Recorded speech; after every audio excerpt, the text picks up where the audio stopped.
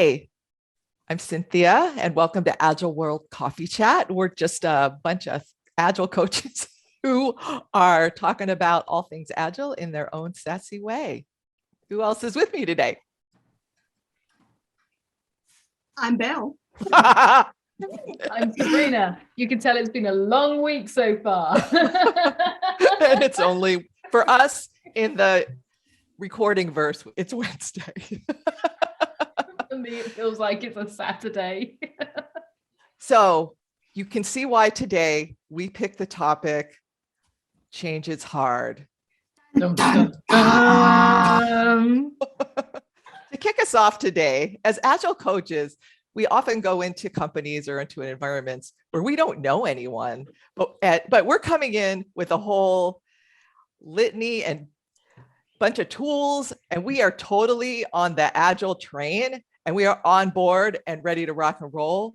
But most of the time, the people that we are going to work with are not, and they actually fear for their jobs, for their safety. What is going on? Okay. I'm fearing for my job and my safety right now. So anyway, let's get started with that, because I don't think we acknowledge the fact as coaches, or when you hire somebody, that you want to change, but you're also afraid to change at the same time. So you have a lot of internal strife and conflict related to that. So the first problem we get as coaches is people fear us because they think, because we are part of change, they don't see us as the glory of good change. They don't see us or understand that we're here to help the people doing the do. They see us as, okay, they're going to create a reorg, we're going to get made redundant, our jobs are going to be non-existent, or we're just there to lecture them, which you'll find a lot of Agile coaches don't actually lecture. They like to support and educate in a very kind-mannered way. Well, I like to. I'm just thinking about coming in with a mask and a sword and a cape or something, and no wonder people are afraid. You should just walk in like this. Hello, I'm here to make change. But they fear us. Well, what do you think, Bel? How was it for you?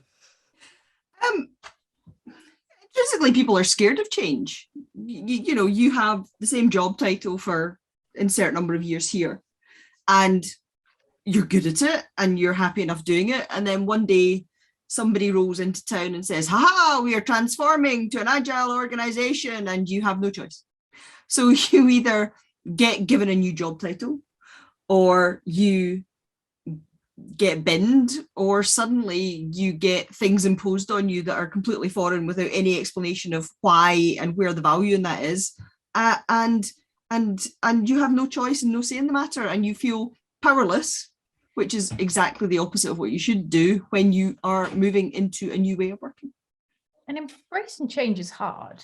We know that it's difficult, and there's some people that find it. We have to be very mindful when introducing change, because it can be harder for some people than it is for others. And you always find in a group of people, you've got one person that's classed as the difficult person, that you normally, as a coach, you get pre-warned to say, oh, just to let you know, Joe Bloggs is a really difficult person. So this Joe Bloggs is going to cause you a lot of problems. He's not interested, just ignore that person. And for me personally, I actually make a beeline for that person, because 9 times out of 10, they just need a little bit of extra time. They need somebody to sit down and listen to them. And 9 times out of 10, when they're classed as the moaner, they're not, if you actually detailed listen to what they're moaning about, they actually do come out with valid information, but they're just treated differently because they're repeating themselves constantly because nobody's listening. So actually, my first point of call when I come in to do change is those difficult people, those Joe Bloggs. They are the first people that I kind of go to, because that's where I'm going to get the most information from. That's just my tactic. Can I call it tactic? Does it sound weird calling it tactic? That's my first point of call. Well, it's interesting that you say that, because there's a couple of things. Like, one, you don't always come in just for people who are beginning a transformation. A lot of times I come in and they've been practicing for like 18 months, 2 to 3 years. And it's not just listening. It's like observe if they're already practicing, observe how they're practicing, because you have to put things into their language, because deep down they know that there's something wrong. Like there's a symptom, right? They're not meeting their sprint commitments, or they're not finishing their releases on time, or they're having a hard time figuring out what to do next, or they don't have a roadmap. There's so many issues that can signify, well, we have to make a change. But if you come in without understanding where they are in relation to where you or somebody thinks that they need to be, right, then you're missing the point, or they're missing the starting gate. Because I am 100% convinced that 90% of the people that we work with would rather suffer with what they have now than change, because that change is an unknown versus the known, and they'd rather be in the known. So I would like to change the discussion to like symptoms, like when you're working, or whatever's happening, even if you don't have an Agile coach, you may be practicing some Agile form of Agile and find that you are meeting some problems. You may never get a coach, and we can give people some advice on some tactics that can help people who do not basically want to change, right? I think the biggest problem with change is that people try to do everything at once. They try to boil the sea. Yeah. And boiling the sea is not possible. And I think one of the most important things we can do as coaches when it comes to change is to, as we tell people to do with the work, break it down into small, valuable things. So identify, or help your teams that you're working with, or your company, or whoever you're working with, to identify what they think the problems are, and come up with a strategy to change just one small thing. So you're not boiling the sea. So you're not overwhelmed by the whole, oh my God, they want me to change everything, and we've been working this way and it doesn't really work very well. But as you say, Cynthia, I'd rather suffer than change, So it's like, let's not boil the sea. Let's find one tiny thing that we could try and do differently. Let's gather some data about the outcome of that change, and let's decide if we want to carry on doing it and try changing something else as well, or whether we think we tried it, it's not really working in the way we expected, so let's try something different. And to add to that, there's an add to that, because if we look on the behavior side, the reason why people fear change is down to the unknown, and they think of things too big, but it's communication as well. So you'll find 9 times out of 10, when a coach arrives, nobody knows why the coach is here, what their role is, and what they're doing. Secondly, is when you turn around and say that the word agile transformation is going out of fashion now. It is going out of fashion, that wording. We're just going to be honest here, even though some of us still use it, including myself. But explaining what the process is, explaining what the benefits are, explaining what the value is going to be, and the most important thing is leadership explaining why. That's the one thing that's missing in change that causes fear. Why are we changing? Are we changing to this new way of working because it's fashionable?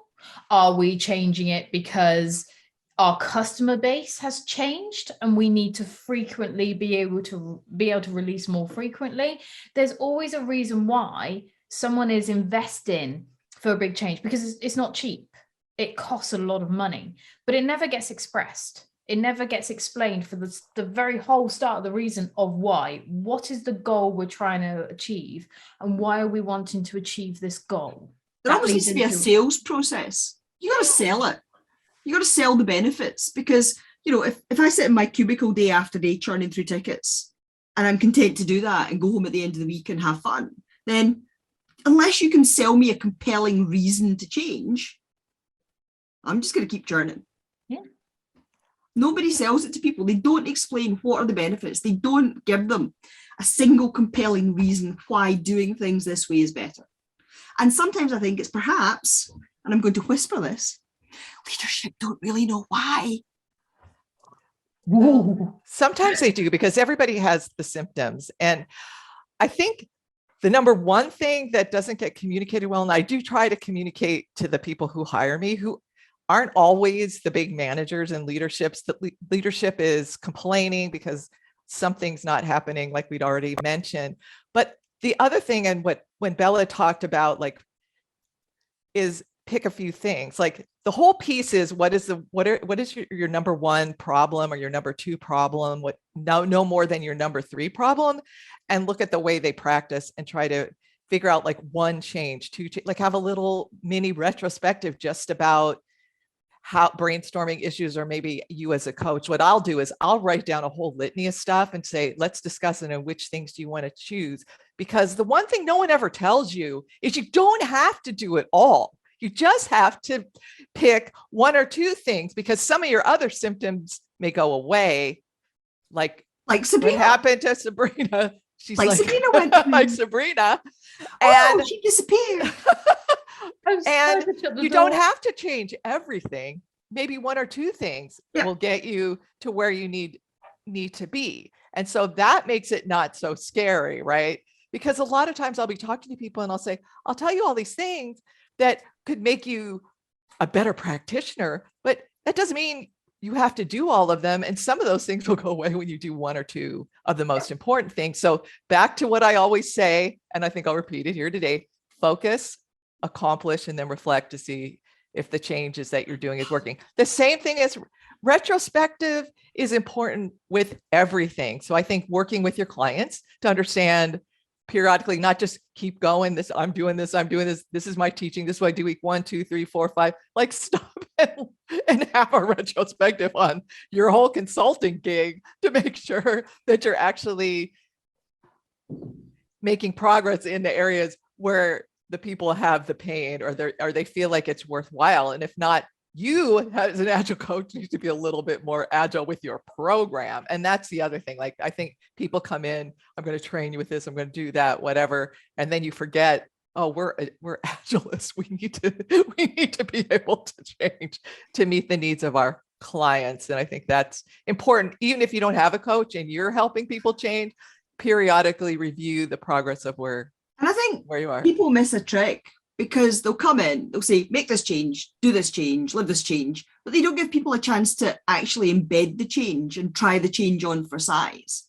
I mean, none of us walks into a shoe shop and picks the first pair of shoes we see. Oh, I'm sorry. Well, Sabrina does. Or annoyingly wait a week and then complain and then go back and buy them. If you're gonna ask people to change, you have to give them a chance to actually live that change and embed the change and see the benefit or otherwise of the change, and then either decide that actually this has been a great change, we love it, or we tried this change, we didn't see the results we expected, and we don't want to keep going down this route because we think maybe it's made things worse. Because sometimes we have to accept you can make a change, but it doesn't actually make things better. You know what? That's the whole point of the option and the opportunity involved with retrospective, right? Yeah. If people know that you're going to tell them, or they're going to say, we need to do it this way, and that only has to last for the next 2 weeks or the next 4 weeks or however long it is before you have the next retrospective, you can always change it back or change it to or pivot and change it to something else. Yeah. And I think if we told people that when we came in, like, we're going to do stuff, but we're going to periodically review where we're going in relation to where we want to be, maybe change wouldn't be so hard, because it would actually be fun and experimental, and whatever is the outcome could be better than anything I as a coach, or you as a coach, or any of us as a coach could have imagined. And it brings us back to that thing that Sabrina said about communication being key to the whole process. Because if we just come and say, we're imposing change, deal with it. But if we come and say, we're imposing change, this is what the change is going to be, it's going to be tiny, and if you don't like it, we can change it again. The other thing is, people assume when they hear about changes coming, and we all do it, no matter what situation it is, we think it's going to be huge. Because actually, sometimes just some small little tweaks, like after we have a retrospective, small little changes in increments. Continuous improvement, it's called. Yeah, continuous improvement. It's not always that big, but when you do go into a place and they hear changes coming, everybody thinks it's absolutely catastrophic. But actually, if you think in reality, what we do for a living, it's all very small changes. People, and it should be. It can't boil the ocean. And it's not as scary when you break it down into small little changes as well. And we express that and communicate that, because a big change is very, very scary. You know, me going blonde. Wow. That's scary for everybody. But actually me, like, wow, done it once when I was younger. I showed Bella a picture earlier. She didn't even recognize me, right? So me going direct blonde, that would be a wow.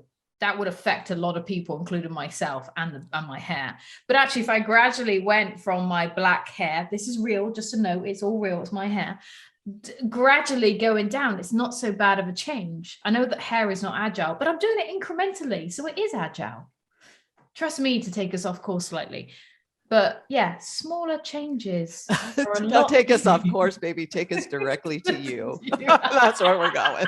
Wow, I love it. I love it. But yeah, small increments. It doesn't need to be big bang.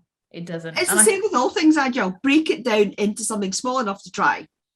And if you like it, woohoo. And if you don't like it, try something else and learn from it. I mean, so before we end, I just want to kind of give you one more tool for the toolbox. Everyone understands, like, when we're planning, we plan for epics. Well, each one of those, an epic could also be a use case or an event or things that are happening that, like, when you make a plan, that are problems, right? So, and then you can just list them all out, and then maybe some alternatives as the components that you normally would do in your planning, list out. And as we're doing when we're goal setting and achievement, right? What are our goals, accomplishments to achieve our goals? What are our problems, the events that are happening? What are some of the components or some of the potential solutions to that problem that we may want to try? Prioritize them out and say, you know what, like, at least, like, let's do that in these things in the next month, right? And then then figure out a plan for just the month, how you're going to bring them in. And it's very, very simple. So we're not talking about, we need to do a survey monkey with every employee and da, da, da, da. No, get key players who are representatives from around the company or your organization or whoever you are, figure out what's bothering everybody, what potential solutions are, and prioritize and pick some of those little cards and put them somewhere, and then figure out a way to start implementing them, and then start focusing on them, accomplishing some of the change.